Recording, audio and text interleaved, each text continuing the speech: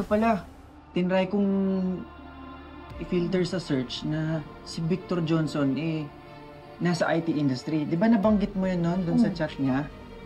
At eto, may lumalabas sa search, 50 plus na lang. 50 plus pa rin?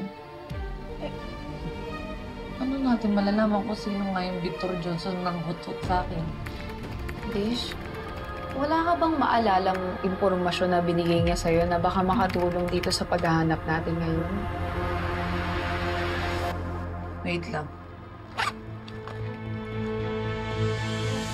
Ay, ano naman tong Victor na to? Tingnan nyo nga to. Siguro ito yung paboritong tambayan ni Victor na coffee shop, no? Kasi ito yung palagi ko nakikita sa picture niya.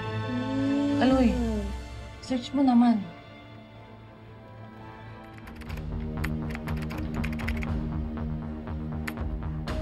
Oh, Yan? sikat pala ito na coffee shop eh.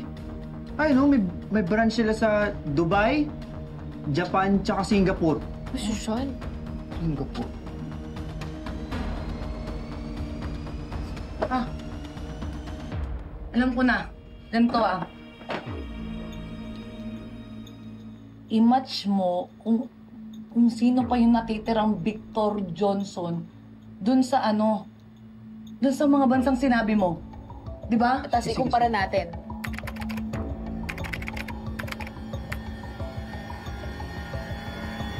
Ayan! We, walang etsyos? Oo nga, ang kulit eh. Ayan oh. Kasi base sa natitirang searches, walang Victor Johnson sa Dubai at sa Singapore. Pero may isa sa Japan.